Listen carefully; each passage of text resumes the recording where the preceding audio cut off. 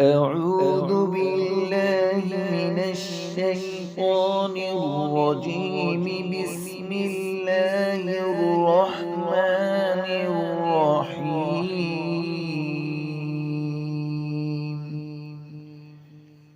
والنازعات غرقا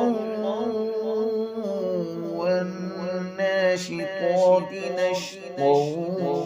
والسابحات سبحا فالسابقات سبقا فالمدبرات أمرا يوم ترجف الراجفة تتبعها الرادفة قلوب يومئذ واجفة أبصارها خاشعة يقولون أئنا لمردودون في الحافرة أئذا كنا عظاما نخرة قالوا تلك إذا كرة خاسرة فإنما هي زجرة واحدة فإذا هم بالساهرة هل أتاك حديث موسى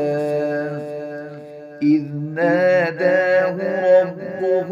بالوادي المقدس طوى اذهب إلى فرعون إنه طغى فقل هل لك إلى أن تزكى وأهديك إلى ربك فتخشى فأراه الآية الكبرى فكذب وعصى ثم أدبر يسعى فحشر فنادى فقال أنا ربكم الأعلى فأخذه الله نكال الآخرة والأولى إن في ذلك لعبرة لمن يخشى أأنتم أشد خلقا أم السماء بناها رفع سمكها فسواها وأغطش ليلها وأخرج ضحاها والأرض بعد ذلك دحاها أخرج منها ماءها ومرعاها والجبال أرساها متاعا لكم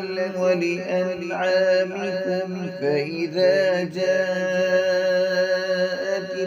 الطامة الكبرى يوم يتذكر الإنسان ما سعى وبرزت الجحيم لمن يرى فأما من طغى وآثر الحياة الدنيا فإن الجحيم هي المأوى وأما من خاف مقام ربه ونهى النفس عن الهوى فإن الجنة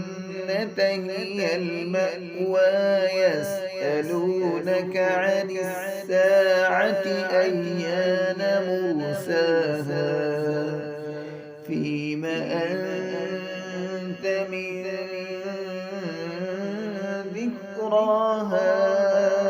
إلى ربك منتهاها دهاها إنما أنت منذر من يخشاها كأنهم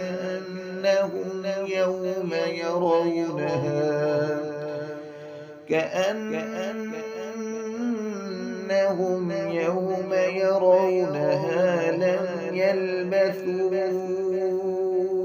إلا عشية أو ضحاها.